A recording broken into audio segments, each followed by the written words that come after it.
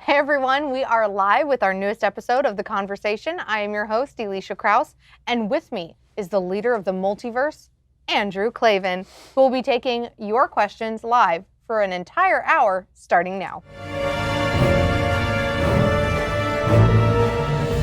So we loved doing this with Ben's last book, New York Times #1 bestseller, by the way. Don't know if you'd heard or not.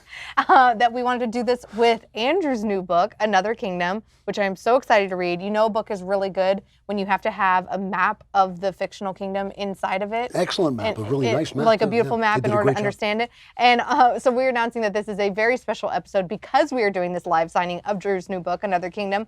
And for this episode, you actually don't have to be a subscriber. I can't believe those words just came out of my mouth because I'm so used to saying only subscribers can ask the questions. But this episode, you don't have to, guys. But when you purchase a copy of Drew's book, you can write in a question for him to answer live here on the air during this special episode of The Conversation. So head on over to premiercollectibles.com/Another Kingdom to get your signed copy now. And don't worry if your question isn't answered because we have this massive stack of books, so you will still get a signed copy that you pre-order over at premiercollectibles.com/Another Kingdom. And we can't wait to get started. Absolutely. But first, you have now what I had a couple weeks ago, deathly illness. I'm going to tell you something, Alicia. And you have laryngitis. I'm going to tell you this. I'm joking, but I'm not joking. The devil hates this book. The devil hates Another Kingdom. I swear it. This book came to me, I told you once, this book came to me in a sudden burst, which has never happened before. It was like implanted, the entire story at one moment. Just like inspired. And I felt inspired. And ever since I started, like I have been besieged. When I first finished this book, my house was suddenly filled with centipedes, ugly, horrible caterpillars all over the place. I thought something is really weird about that. Just suddenly, on the day I finished it, right? Yeah. Knowles and I started to do the podcast. I didn't even want to do the podcast. I felt compelled to do it. Like when I was praying, I had do this podcast. When Knowles and I started, every day something went wrong technically. Yeah. And we started joking about it. We started just saying, the devil hates Another Kingdom. The devil is trying to stop us. No matter what happened, every time there would be a landmark moment for this book, this story, something would go wrong. So here the book finally comes out. You've been so kind to bring me on, to let me do this and all this. I've lost my voice. My plane got canceled. I woke up last night with horrible cramps in my leg. And but by the time I was finished, I was like Denzel Washington in Fences, screaming out the window at death, you know? So listen, I'm just saying, folks, if you don't want the devil to take over the universe, you have to buy a copy of this book. I'm not saying you'll go to hell if you don't, but just telling you, the devil hates this book. We can get some oil in here, lay hands on you. Absolutely, heal me. Rebuke things. Yes. I can call my pastor up. We have some questions, and this is going to be really fun. So you know how this works, right? You're going to answer the question. Okay. Like this question is from Connor, and as you're answering Connor's question, you're going to be signing Connor's book. Got it. Isn't that great? Perfect. And people can head over to premiercollectibles.com/Another Kingdom if they want, to see their book signed right now. So Connor says, what school has been your favorite YAF campus lecture in the past year and a half? Hint, hint, it was at GCU. Well, let's say GCU. No pressure. GCU By the was way, I think Connor might be like the leader of YAF at GCU. If he's the same Connor I'm thinking of, I don't know. GCU was among my favorite colleges with all the rest of them. I have to tell you, the receptions I have gotten at colleges have been so great. I mean, it is so wonderful to actually get to talk to the people who listen and who read the books and all that stuff. It just means a tremendous amount to me because you're talking into a microphone, you do not see people. Yeah. And then when they come up and tell you they like your work, it's great. So you enjoy the part of getting to see your audience in person? I actually like getting the questions more than I like giving speeches. Really? Yeah, I like to hear what's on their minds. That's usually Ben's favorite part, although I think Ben's Q&As are much more combative Well, then yours. he rips them up to pieces, I know. Destroy. Destroy. So I don't want to be ageist here, but you are an older gentleman. Yes. You're, I would say, the patriarch of the Daily Wire. I am Gandalf level old at this point. Yeah, the white or the... Yeah. And so do you feel kind of invigorated or hopeful for the future, or yes. that the kids are going to be all right when you go speak to YAF kids? Absolutely, and one of the reasons I campuses? don't destroy people is because when I look at them, they're very young to me, and I just want to help. I just want them to be happy, And so, yes, when I meet especially the YAF people, the YAF people, they are so on point, they're so smart, they're brave to do what they do, and it really does make you feel like all is not yet lost. All right. So, you know, Drew does have bias towards GCU, apparently.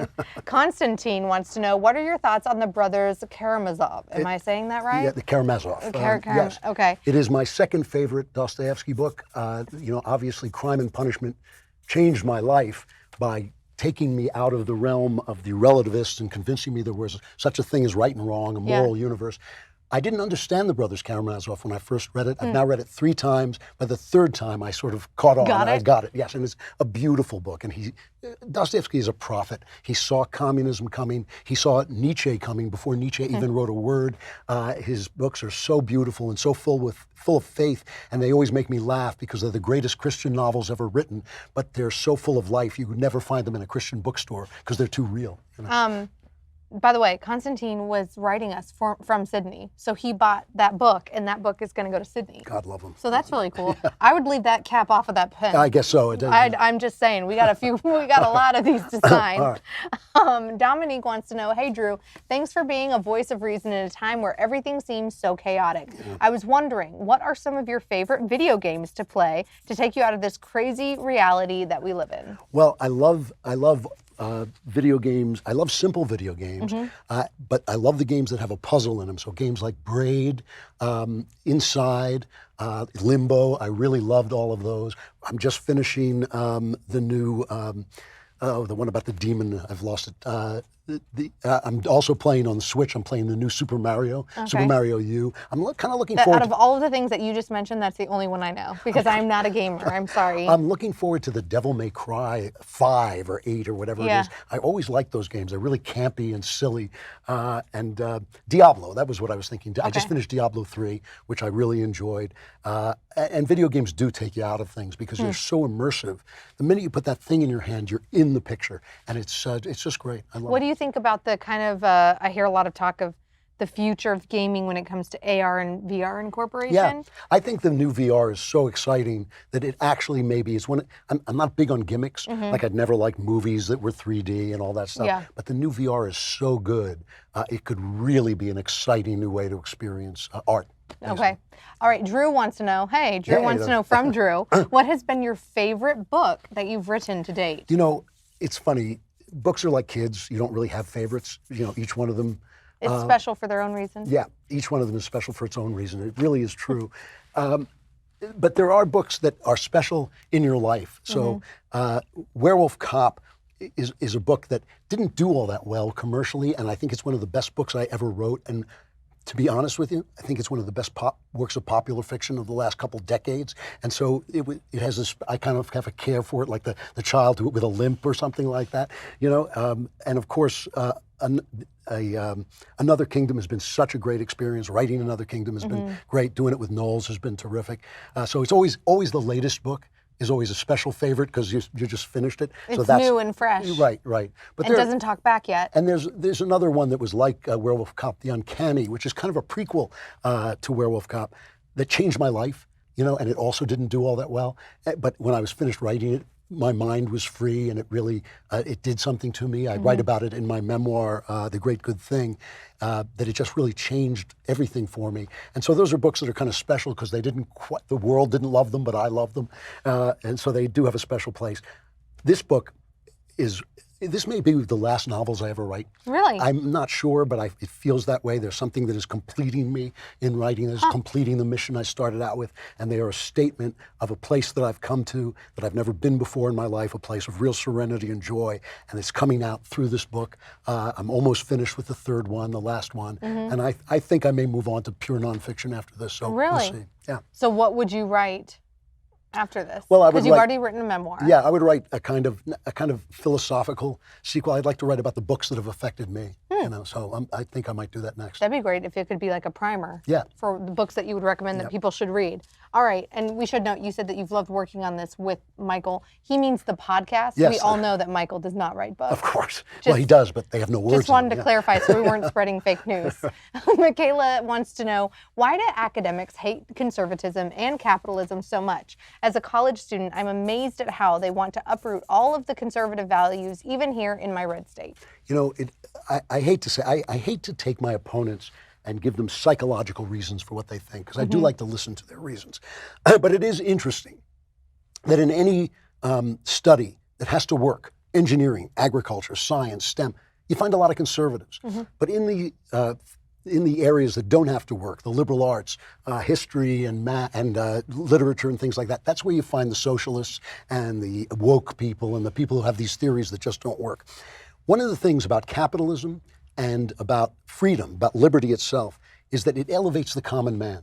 It means that the guy with 175 IQ and the guy who's not got 175 IQ are really working in an open field where either one of them can wind up the CEO of a company or can create something or do something, some sport or something that makes him a millionaire or a billionaire and can succeed. And that takes away the value of the guy with the high IQ who thinks he's so special, who thinks he's elevated above everybody else and should be respected more than everybody else. And I think the most beautiful thing in a free country is the intellectual who respects the common man, who says, yes, I have my field, which is the intellectual field, but he has his field and he can make it and become wealthy in that field too. Just too few people feel that way. Too many people feel that the elites should be in charge, that the guy out in the Midwest in his checkered shirt is less than he is and shouldn't have, why does he have a vote? Flyover country. You know, Dick Cavett, the elitist talk show host, once said to me on a radio show, what is this thing, free speech? Why should stupid people get to speak? And I think that there's a lot of people who secure their own position in their minds by saying that other people are less than they are. And I think that's why they hate capitalism, and I think that's why they hate liberty. All right, good answer. Jonathan asks, how often do you reread books? Personally, I usually treat books with singular stories as single-use items, while treating books with numerous subjects as unlimited use items. You know, I've reached the point where a lot of the books I read in youth come back to me and I want to reread them again from a new perspective. The books that shaped me and formed me. I just reread Don Quixote, which I had read in high school, and suddenly I thought, oh, now I see why this is such a great book. I reread books when they come back to me, and they kind of ask to be reread. They sort of knock on the door and say, wait, you know, I have something new to say to you. And frequently I go back to them, especially now, and find that, yes, they are speaking to me in a whole new way, a whole new voice, and that they connect to the time I read them before. I love to read new books, but I have read at this point, as Knowles likes the jokes, I've read all the books. I have read a lot of the classics and a lot of the canon of literature, and I go back to them to see how they speak to me in new ways. So it's really not about the nature of the book, whether it has a single story or many different stories. It's about how deep it goes and whether it can speak to me again. It's very unlikely I'll go back and read some thriller that just had a sort of, you know, it was a thrill of the moment. But like I said, I've read the Brothers Karamazov 3 times. I've read Crime and Punishment 3 times. And Shakespeare I go back to all the time. If there's depths there that can be sounded again, a new voice that can speak to me through time, I'll go back and read it. So you said that you will reread books that kind of call to you. Yes. Is it when you're walking through your library? Is it a dinner conversation with friends? What kind of spurs you to go, oh, I'm gonna go back and give that another look? Sometimes it's a conversation, but oftentimes it just comes back into my head with this kind of persistence, you know, sort of saying to me, you know, I've got something new to say, come back. And then I go back to it, and it always does. It always has something new. That's really interesting. Next question comes from Kyle, who says, who do you think is the front runner in the Democratic presidential primary at this point? Do you think any of the candidates as they stand right now has a legitimate chance of defeating President Trump in the upcoming election? Well, to answer the second question first, I never say nobody can do anything. I mean, the last time I said that was about Donald Trump. I said I'll never win a primary. But, you know, so I never count anybody out. But I do think that right now I can picture Bernie Sanders winning. I can picture him doing what Trump did, which is dividing everybody else and winning with 30% of the vote. The one I fear most is Kamala Harris, because she's sinister and she's smart, and she'll do anything, as we know from her past. She'll do anything to get elected. Yep.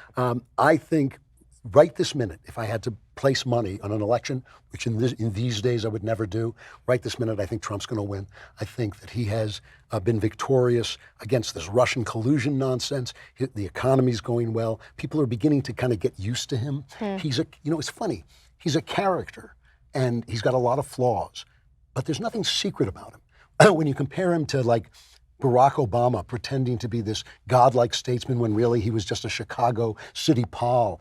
You compare him to Hillary Clinton with all her, first woman president rhetoric, who was really inside such a desiccated ruin of corruption. Trump is exactly what you see. We know him, we see him, he has his flaws, they're big flaws, he has big virtues as well. There's nothing secret about him, and I think people might be getting used to that and starting to like it. I notice his poll numbers creeping up, and I think he may have turned a corner. I hope so, because I think he's done a good job. All right, I'm kind of embarrassed that I don't know what this next question means. I don't know what it means either. Oh, no. Go ahead. But John wants to know, as you sign his book, what's your favorite sandbox video game? Hey, guys, do you know what a sandbox video game is? Should I Google it real quick? What's that? It's an open world. That's what I thought about. I'm not a big fan of open world games because. Can you explain that to me? Sorry. In an open world, you wander around. You can go all kinds of different places. Most games have a kind of track that you're on. You follow, and I kind of like that because it's like being told a story in the open world. It gets kind of tiring to me just riding around. I've started a bunch of them, and I don't think I've finished any of them. So there was one Spider-Man game that had an open world that I kind of enjoyed. You stop off, but I don't really like them. I like a game with a story in it, and a story demands that you're on a track because the track is what is the narrator. The track is telling you the story. That's the best I can do because I can't remember the last open game. Ico had a sequel called Shadow of the Colossus that was kind of an open world game that I liked a lot. So that's the best I can do. All right, Arun is asking, hi Andrew, what can the success of Game of Thrones teach conservatives about how to write good fiction? Tell the truth. I mean, this is the thing about it. Everybody complains about the naked ladies in it, and it is exploitative. There's no question. HBO does this thing. The first 3 seasons, they'll be having a conversation. Just 2 girls will be banging each other in the background, so they know you'll keep your subscription up and you'll stick around. And there's no question that Game of Thrones did that. But with all that said, it told a great story. It tells a great story in which real things happen. People cheat, people lie, people curse, people kill, people make love, they have sex.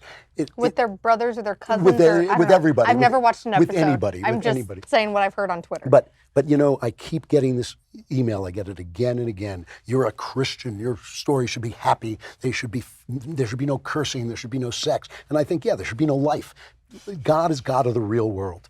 And you find God by studying the real world. I found God by studying the real world, not by studying my fantasy life, by studying the real world. So any honest work can lead you to God, even if it's by an atheist, which has happened to me many times, where I've read an atheistic book and think, yes, that's more realistic than a religious book, and I see God there because it's more realistic. So I think what we have to do is we have to stop being so, I always say it like this, conservative fiction does not look like conservative life. I live a conservative life. I've been long time married, faithfully married. I work hard, I'm diligent, I try to be honest. Those are not the characters I write about. They don't make good stories. I don't want my life to be a good story. If my life is interesting, I'm in trouble. I want my characters to be interesting, and I want them to plumb the depths of human sin and degradation and reality so that you can see what life really is. All righty. And there's a lot of that in the actual Bible. The Bible is maybe some people should go back and read about David. It's like Days of Our Lives over there. All righty. Denzel says, Dear Lord Commander Klavan, protector of the 7 multiverses, what do you think is the best way to approach the book of Revelation? What a great question. It's great. There are so many ways to read it. Some people read it as prophecy that is relevant now, what is going to happen next, how will the end times come. Some people read it as a prophecy of what already happened in 70 AD when the Jews' country was wiped off the face of the earth by the Romans. They read it as a prophecy that's already taken place. Recently, however, I read a book just a couple of weeks ago that said it was really a description of the Mass. It was really a description of the Catholic Mass in which heaven comes down to earth. And so that when you are in the Mass, you are living through the prophecies of the book of Revelation. And for those who don't know, the Catholic Mass is a very stately liturgy that takes you through confession to forgiveness, to remembrance of the Last Supper and Jesus. And at the same time, you're supposed to be worshiping with the angels and archangels who are essentially joining you in communing with the body and blood of Christ. And this book put forward the idea that the book of Revelation is a description of that amazing experience. And I can't say whether that's true or not, but I think it's a really interesting way to read the book. Interesting. I'm sure Knowles would really like that definition of it. David wants to know, who is your favorite president? Oh, man. Well, it's such a short question, but it's really packed. Yeah, I will give you 3 answers to that. You gotta love George Washington. You gotta love George Washington because no matter how many times they try to revise him, no matter how many times they try to say, oh, he wasn't as great as people say he was. He was. He was a genuinely virtuous man who genuinely, through his virtue, through his love of freedom, brought the country into being by surrendering his sword and his soldierhood and his command and his commission to the civilian authorities. So you gotta love President George. I love Abraham Lincoln not just because of his stately commitment to liberty and freedom in the Union, some of which I have questions about, but I love him because he was the greatest writer who was ever president. I mean, he is certainly the greatest master of prose to ever hold the highest office in the land. And then I really do love Reagan. I mean, Reagan changed me. He was in my time. He was the guy who revealed to me that the right was not evil. You know, because he came around and they did the same thing they did to Trump, same thing they did to George W. Bush, same thing they do to virtually every Republican president. Evil, racist, mean, warmonger, kill us. If he said red, then the answer was green. If he said black, the answer was white. Racist, racist, racist. And while black people rose in his administration more than any other group, except I think single women, who did better in his administration. And when the wall fell down, when the Berlin Wall fell down, I swept up in the left, completely convinced that the left was right. When the wall fell down, I remember thinking, you know, that old buzzard was right about everything. And that's when I stopped and thought, well, wait a minute. You know, how is that possible? How could that possibly be true if he was an evil, stupid, warmongering, simplistic actor? How could he be right about anything? How could he be right about anything? And so right. You know, people don't remember this because everybody lies about it now. Nobody knew the Soviet Union could fall. They all say, oh, well, anybody. Nobody, only Reagan. He only knew it. Only he, Thatcher, and the Pope knew that the Soviet Union was weak and could be undermined and could be taken out. And so it was miraculous when that evil slave empire died, and it changed my mind. So I always have a special place in my heart for the Ron. I love to hear that experience from someone that was there. Yeah. That was amazing. Dalton has a question. He says, hey, Drew, how would you go about writing a superhero story? Well, I mean, if this is your last fictional trilogy, what are we going to do? Well, you know, the question to me is always the same. I always get a story, with the exception of Another Kingdom, which came to me whole. Most of my stories come to me as a kind of what-if question. They come to me like, what if this happened? What if that happened? And then the thing that makes them a story that I want to write is when the perfect character comes to fit that story. So, for instance, Don't Say a Word, my kidnapping story, came when I was walking in to look in on my little baby daughter. Because, you know, when they're little, you want to make sure they're still going up and down when they sleep, right? And I was going in, and as I was about to turn the corner into the nursery, I thought, what if she's gone? You know? And I thought that would be kind of weird because I'm locked in, I'm in a New York apartment, and what if she was somehow gone? And who was the perfect person for that story? For me, it was a little wimpy intellectual guy who suddenly was opposed to a physical danger that he simply wasn't equipped to handle, but he loved his daughter so much that he was ready to die to handle that situation. And that made it a beautiful story, not just an ugly, suspenseful story. It made it a beautiful story.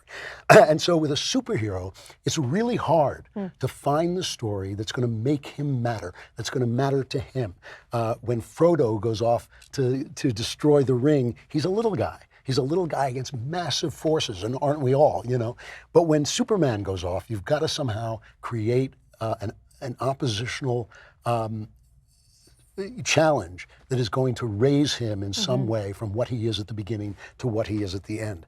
So what I would say is I wouldn't write a superhero story. I would write a story that starts with a proposition, a what-if proposition that only a superhero can elevate. solve, Yes. So that's how I would approach it. So would you say then that it might be more difficult to write a superhero story? It's the reason I don't like superhero stories. It's because Really? very rarely do the stories really elevate the characters. The characters can't really die.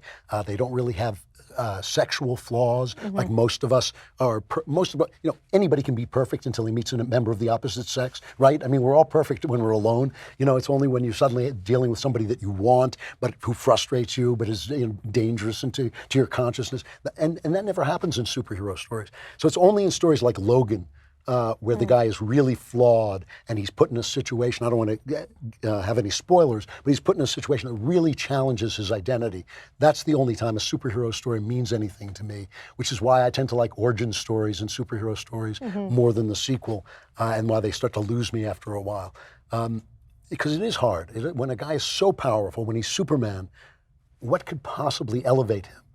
From where he is, what could possibly challenge him in his deepest level?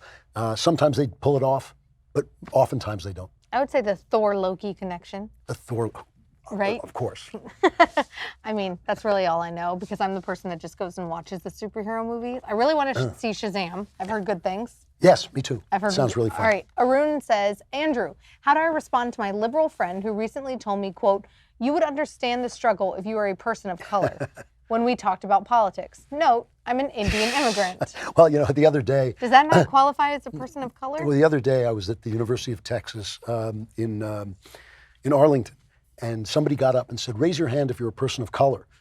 And all the black and brown people raised their hands. And I said, does that mean the rest of you are persons of no color? I mean, we're all people of color. My color happens to be olive or white or whatever.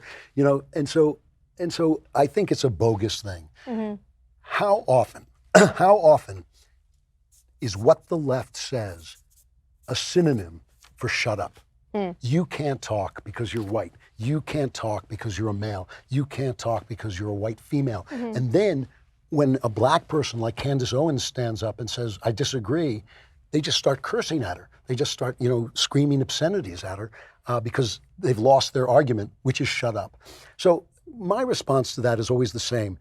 Either it's right to judge people by the color of their skin, or it's not. I say it's not. I say we're made in God's image, period. That's the end. To me, there is no appeal from that. If we're made in God's image, there's no going on. There's no next sentence to that. There's no but after that. If we're all made in God's image, and if it's wrong to categorize people according to the color of their skin, then it's certainly wrong that a white person can't address the pain of a black person or vice versa.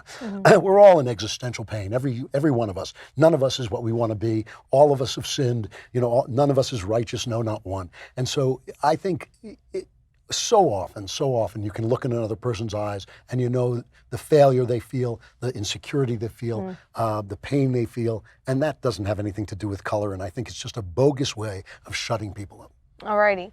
Elias says, Dear Klavan, usually I am a very caring and involved person, and I always am when it concerns others, but lately I've been hit with such waves of apathy concerning my own well-being, the outcome of my grades, job searching, and even my own desire to be faithful to Christ. I know what's right and wrong in life, but how do I overcome sweeping apathy in my life? Thanks for all you do. Listen, your problem is not apathy. Your problem is something else that you're not facing that's causing the apathy. I mean, apathy is not a thing. It's a symptom. And so it's like depression. It probably is depression. So something is bothering you that you haven't faced. And I can't tell you what it is. You probably already know. You're probably already telling yourself it's not that as I'm speaking, but it's that. That's what it is. It's something that is bugging you that you don't want to face because you're angry about it, because it threatens you, because it maybe undermines your relationship with somebody that you want to keep intact. But that apathy is a symptom. And you need to confront the underlying cause. It's kind of like saying, how can I overcome my depression? You can't. You got to overcome the thing that's causing the depression, the thing that's depressing you. When you suddenly lose interest in the work you do, and that's happened to me. I mean, it happens to everybody around 45 or so. You have this moment when you think, what was I doing again? I can't remember. You have to pause, step back, say, okay, I don't care about these things. Why not? What's happening? What's bothering me? What's eating at me? So I would just say, look inside yourself. Get help if you need it. Get help to look inside yourself and find out what that thing is that's caught up with you. You've suppressed it up till now, but now it's caught up with you and it's causing you to be depressed, basically. All right. Good answer. But wouldn't even have thought of that, but you know, he's wise for a reason. I've been around for a long time, yeah. Joel's question is, hello, Mr. Klavan. I'm 26 and not so recently I ended a 2-year relationship with my first girlfriend. That was about 16 months ago, and I'm still having a lot of difficulty letting go. She was a lovely person in most ways, but we had different values. Her ideology was atheist and liberal bordering on leftist, but that being said, we could still have cordial discussions about it, and her behavior was more consistent with conservative values. If not for the fact that I want my children to be Jewish, I probably could have seen myself marrying her. I've always had difficulty moving on from things, but this in particular is having a very negative effect on my life. I'm growing more and more resentful towards my ex and frequently get bouts of anger and depression. I don't drink because I know I have an addictive personality and am seeing a psychiatrist and taking a low dose of antidepressants, but it seems to be treating the symptoms rather than the issue. Kind of piggybacks on this last question. Yeah. Do you have any advice on how to move on? Sincerely, stuck in the past. Yeah, you know, it's going to take discipline. And this is the thing.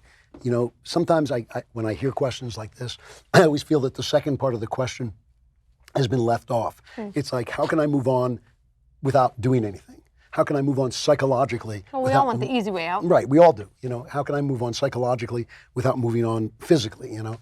And I think the thing is, you've got to now focus on other things. And even if they're made up things, you got to do it. More important than any antidepressants you're taking, get some exercise, go out and work out, do it every day, force yourself to do it, do it a little more each day. Take up things that put you in contact with other people.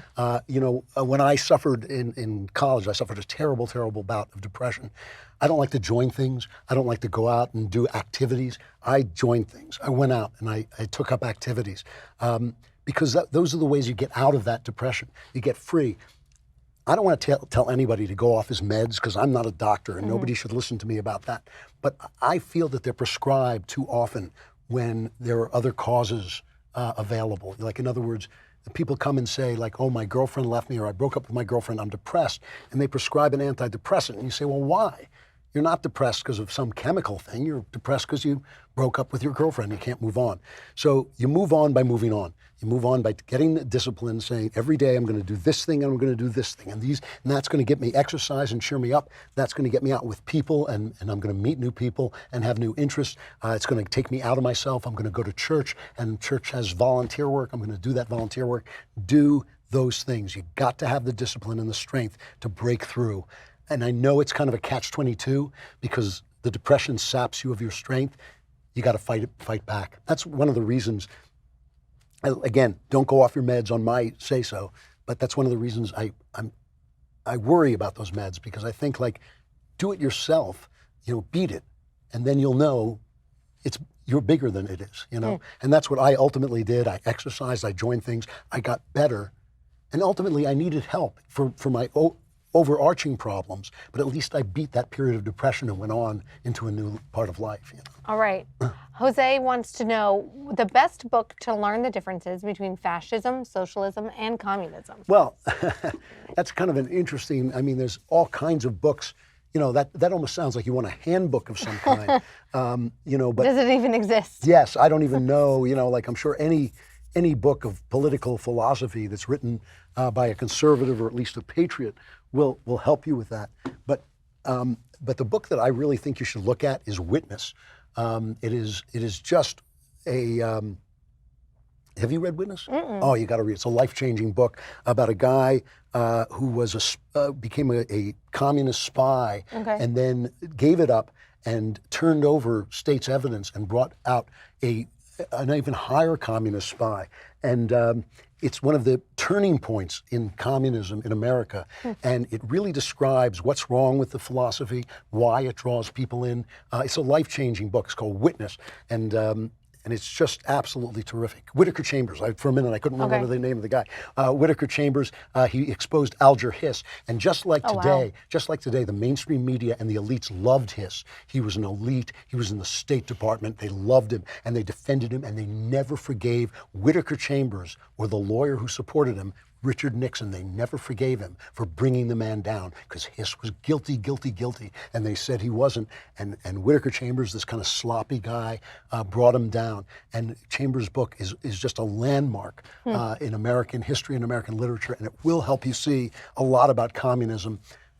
For Nazism, of course, you want to read The Rise and Fall of the Third Reich, but still, Witness is just a great book. All right, good to know. Dwight wants to know, how does he best interact with Christian brothers and sisters who are embracing the white guilt and other SJW principles within their churches and private lives? It seems like they embrace their feelings more than their truth. Well, what I would say is your assignment is not to convert them to your way of thinking. That's not what you're there to do. If you look at yourself as some instrument of change, you can't really reach them. Your job is to share with them in the body of Christ. That's your only job. And if you do that, and if you speak the truth as you see it, right? If you speak the truth as you see it, and you live the truth as you see it, and you're not afraid, but you're polite and you're kind and you're loving and you love them in the body of Christ, that's the best you're going to do. You may not change their minds, but you might. And it's one thing that really is helpful to people is everything, the one thing the left knows, and I was on the left and I know this, they don't always know, what they think they know, but they all know that we're evil. And if they can see that you're not evil, that you are their brother in Christ or sister in Christ. It starts to crack the dam a little bit. It cracks the dam a little bit. That's what I was talking about with Reagan. Once I thought the people who supported them may be wrong, but they're not evil. So what are they saying? Why did my father think they were Nazis when they're obviously not? Let me take another look at that. And if you can represent that to people in your church, if you can represent that to people in your religion, that to me is probably the most important thing you can do. And so don't think of yourself as, I got to change their mind, because you're not going to change a lot of their minds, but just represent and make sure you're honest about what you think, and make sure you're polite and loving in the way you describe it. And they'll start to think, I don't agree with him, but he's not as bad a guy as I thought he was. My husband and I love to use the word fellowship, and that sometimes the fellowship and the relationship, you can plant seeds and things can happen and change. I agree. So I'm just, I'm not as old and wise as you are, but You'll never be I'm as old. older than some of our viewers. You'll never be as old as I am. So folks, just remember that this is a very special episode of The Conversation, because I'm not going to yell at you that only Daily Wire subscribers get to ask the questions. Although you should be a Daily Wire subscriber, because then you get to ask the questions tonight on our very special Mueller Report edition of Backstage. By that time, I'm just going to be holding up signs. You're just going to write out the answers. I disagree, Ben. We're running straight from this special episode of The Conversation right on over to that episode of Backstage. Yeah. So stay tuned for that. But all you have to do, you get Drew's book. He will sign it for you and answer your questions if you buy a book that you want signed over at premiercollectibles.com/anotherkingdom. So hurry, go get your copy over there. We got a few minutes left for questions to come in, but don't worry, even if your question doesn't get asked by moi to Drew, he's still going to sign this whole stack of books and all the other orders that come in for these signed books. I will. So you'll be able to rest your throat tomorrow, but your hands are going to be tired. Just letting you know. Fair enough. Hope you don't get arthritis. All right. Stephen says, in your opinion, what is the meaning and significance of Jesus' cry, "Why have you forsaken me?" at the crucifixion? Oh, boy. Good Easter weekend question. It is a great Easter weekend question. Here's my take on it, okay? I've heard people say, it's part of us, it's one of the Psalms, and it ends on a note of hope. And I've heard people say that was what Jesus intended. I don't actually believe that. I believe you have to understand that God doesn't live in time. He lives outside of time. So everything that has happened or will happen is all one to him, right? But there's only one thing that an all-knowing God can't know, and that is what it's like to not know.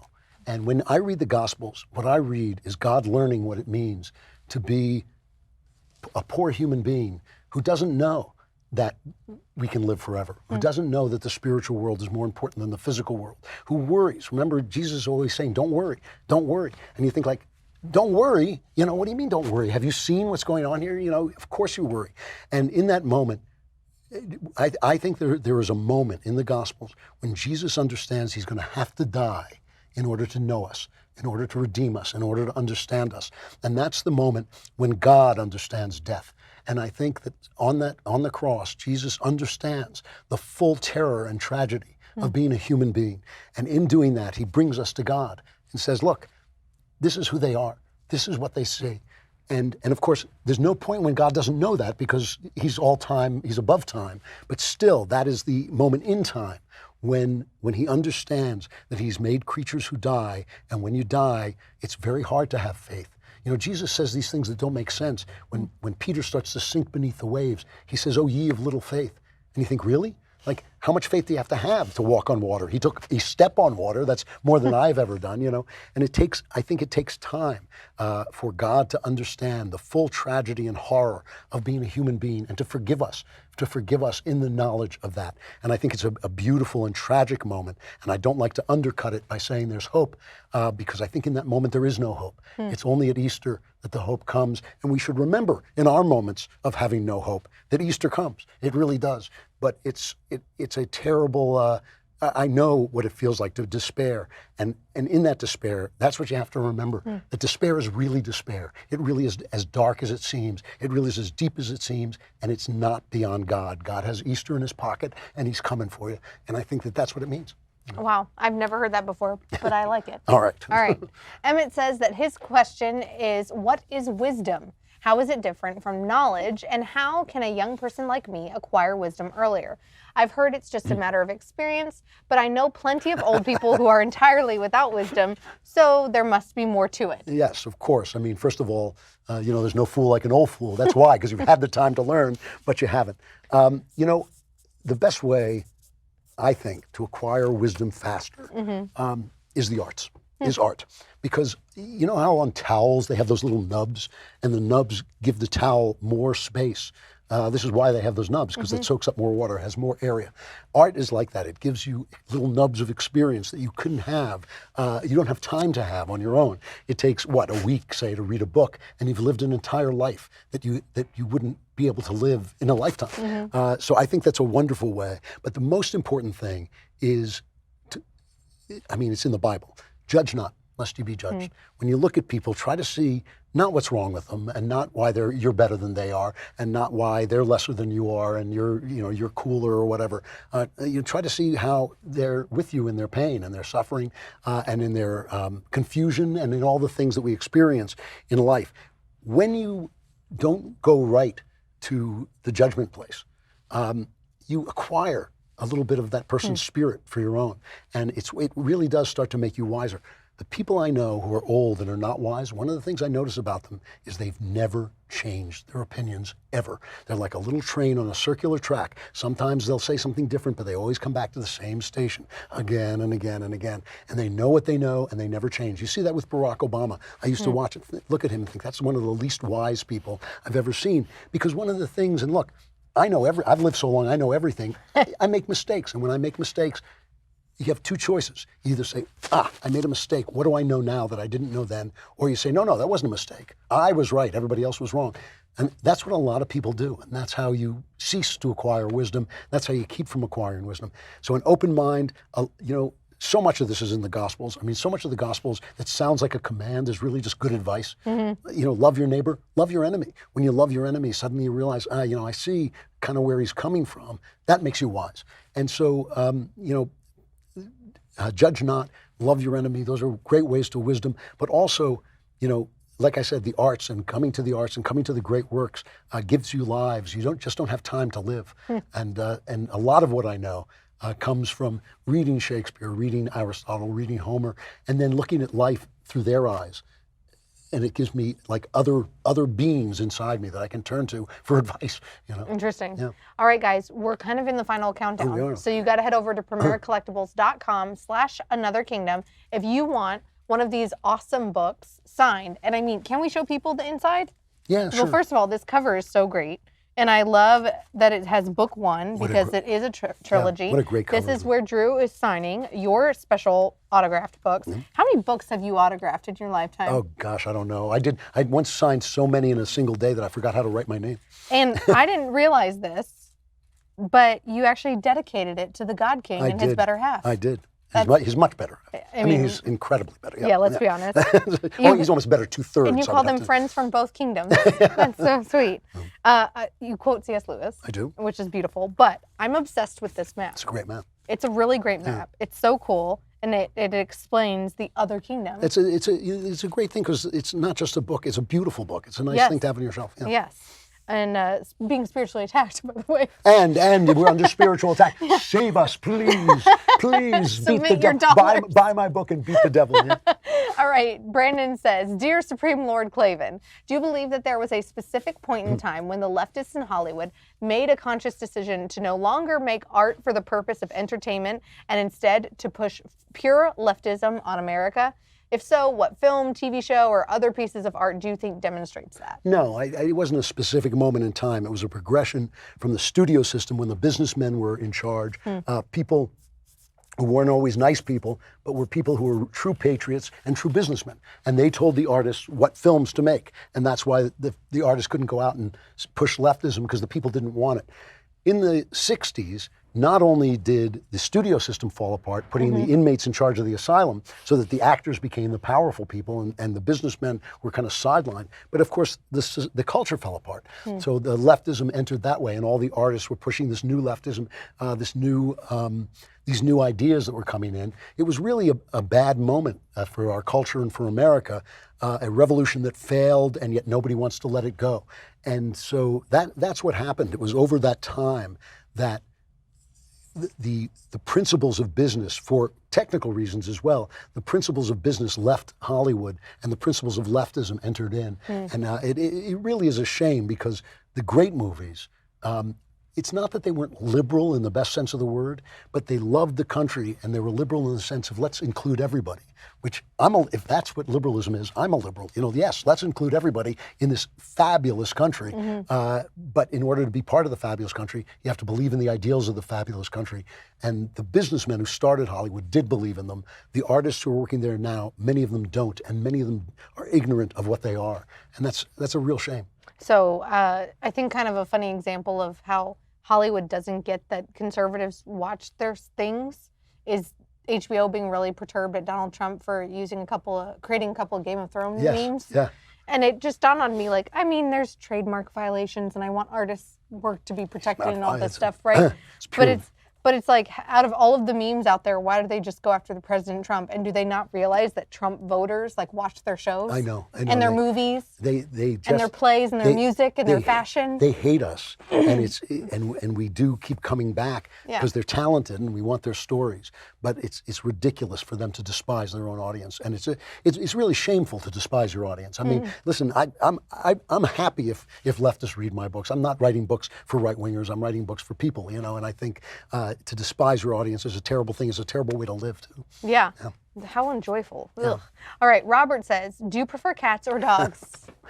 This is a good question. Yeah. Do you have any pets? I had a dog. My dog died a couple of years ago. And, we don't really want to get a new one because we want to be free to travel and everything like that. I love dogs. I had cats for years. I knew I liked him. I mean, I'm not saying anything against cat people, but... I had cats for years, and I never really quite loved them. I liked them. They were fine. I had a cat. I had a cat who used to sit and watch me write. Back in the day before computers, when I'd write with a pen, and she would sit and watch me I worked for 4 hours every day, and on the 4th hour, she would just sit there, watch me. Right away. On the 4th hour, she'd just take my pen away. It's like she was your little timer. Yeah, it was really nice. So I like that cat very much. But dogs. God should have stopped with dogs. Dogs are like the gospel alive. They just all they want to do is love you. They give the love to you no matter what. When you're down, they give you love. When they're happy for you. They're perfect animals. And if they could play the piano, they'd be perfect. All right, they could play the piano, they'd be perfect, and knock the pen out of your hand when the time is up. Say, go get a drink and take a break, Drew. Yeah. All right. Leah says, Dear Andrew, do you read science fiction? And if so, do you have any books or author recommendations? It's funny. All my life, I thought I didn't like science fiction, and I thought I'd never read it. So finally, I thought, well, I ought to read some science fiction. And you realized you'd read a whole bunch, and you never realized it? I read it all. Yeah, I read a lot. A lot of the. I really. The thing I don't like about science fiction is they don't do characters well. They do big ideas. So you read Philip K. Dick, who's a very, very interesting writer, but his characters aren't really interesting. But I do like his short stories. I do like Do Androids Dream of Electric Sleep, which became Blade Runner, and a lot of his stories are just really, really interesting. I like Ray Bradbury when he's good, especially his short stories. I think short stories are a really good venue for this. And I like, you know, I'm not a big fan. I love the movies of Lord of the Rings, but I found the books a little tiring. But I love The Hobbit. I thought The Hobbit was great. Really? I don't know if that counts as fantasy. I mean, so I think it's fantasy, but not sci-fi. and there's another book that is everything I dislike. It's all ideas and no characters. Okay. But the ideas are so interesting that it really grabbed me, and that's Childhood's End. And I can't, the name of the author goes out of my head, but Childhood's End is, I saw the TV movie on Sci-Fi Channel and read the book, and I think that's a really, really fascinating book. Okay. Yeah. Well, I mean, good thing we have Google and Amazon. Yes, I'm sure. It's, Where he's you a famous could, writer. where people could buy your book on It's Amazon. Arthur C. Clarke, I think. All right. Yeah. They could buy it on Amazon, but why would they when they can get a signed copy over at premiercollectibles.com/Another Kingdom? Yes. We have 10 minutes left. All right. Let's try to roll through as many questions and Okay. signed copies as we can. Samuel asks, what are some of the challenges you've encountered in writing screenplays compared to novels? Well, that's a really good question. I mean, screenplays are almost all a structure. It's like building the framework of a house instead of building the house itself. And so you've got a couple of problems. One is very little of what you write is going to be on the screen, so everything has to be incredibly condensed. You can't write long conversations unless you're writing that kind of boring movie. And I write action, genre stories, so you just have to be incredibly tight, incredibly condensed all the time. And the other thing is, and this is a shame, because movie stars are so powerful, there are things they won't play. They won't play certain kinds of flaws. They won't play certain kinds of weaknesses. And sometimes characters don't make sense because they won't bring that weakness to the screen because a movie star has to protect his name and his image. And so there's a little bit of dishonesty in writing screenplays, which is why I've never loved them the way I love writing books, because I'll make my characters really flawed. I'll give my characters true, difficult flaws that human beings have. Not just, the one they all love to play is alcoholism. I drink too much, because that's cool. That's like manly and hip. But they don't want to play like, I'm a sexual deviant. They don't want to play that. They don't want to play like sometimes I crappy worry. dad. Sometimes I'm cowardly. Yeah. Sometimes I'm not a good dad. They don't want to play that stuff. And so that's a big problem because you want to appeal to a star to get your film made, but stars, in order to protect their image, tend to be less honest than a character in a book. So that's why I love books. But screenplays are fun, and collaboration is fun. All right. Yeah. So Stephen says, have you read Philip Kerr's Bernie Gunter series? If so, what did you think of it? It's funny. I knew Philip before he died. I knew him in England, and I've never read one of his books, and I'm embarrassed by that. I hear he's really good, really interesting, and he died very young, tragically. But I just haven't read him, so I can't talk about him. Okay. But I was because he died. He got a lot of his last book just came out, and posthumously. And it's gotten a lot of play, and I was reading and thought, wow, that really sounds interesting. I'm sorry I haven't caught up with them, so I will. All right. Justin says, Sage of the Multiverse. I often hear Christians, after achieving some great event or moment in their lives, say something like, God did this. I couldn't have done this without God. I know the argument goes something like, God gave me the ability to perform, or God is responsible for my success somehow. I think we can agree that even if you have God-given talent, you still have to work to achieve success. So my question is, if giving the credit to God in these situations is an act of humility or not? I think it's an act of honesty. I mean, God is not just the creator of life, he's the sustainer of life. If you pull God out of the equation, everything just starts to decay. So all things decay, and we're mortal. Matter is the language of the spirit. Matter is the way the spirit speaks, and matter dissolves and decays. But it's infused with life, and as long as it's infused with life, it's infused with God's spirit. And if you've ever succeeded at anything, if you've ever achieved anything, you know how little you had to do with it. Because we talked before about some books I've wrote that I think are really great, like Werewolf Cop, that didn't make it, whenever something good happens, you know that God had a hand in it. He said, no, this is a time when this is going to go well. So I just think it's honesty. And I think that, people who are honest, when they achieve success, they don't become, a lot of people become egotistical, especially for the first year. But after that year, if you don't stop back and say, you know what, so much of this was luck. So many people do good work that doesn't get recognized. Many great artists have died without selling a single book or a single painting. The good things that happen to you in your life from writing a good book to having that good book recognized all have to do with God. Just about everything has to do with God. So saying thank you, acknowledging your debt, I think, is just a way to remember that we're hostages to the will of God. And I think that there's an old expression, I think it comes from the Greeks, that a hero is led by fate. Everyone else is dragged by it. And I think that that works with God too. Sometimes a hero is led by God and everybody else is dragged by it. The only thing is that God will let you walk away. He will let you say no. And it's only when you agree to God's life that you get the life God meant for you. And so I think that thanking God is just realism. And it doesn't have to, you might not be humble. It might not be humble. It's just honesty. All right. Amy says, Dear Andrew, can you offer any guidance for someone who is new to Christianity and reading the Bible for the first time? Yeah, sure. I mean, one thing is I love the King James edition. I love the King James. I love the language of it. I love the way it has spoken through history. But you want to read a Bible that you can understand. You want to read a Bible that has simple language in it that makes sense to you, so you get the story. There's even an old book by Pearl S. Buck, a very fine writer, who wrote a book called The Story Bible, where she just rewrites the stories and tells you the stories of the Bible.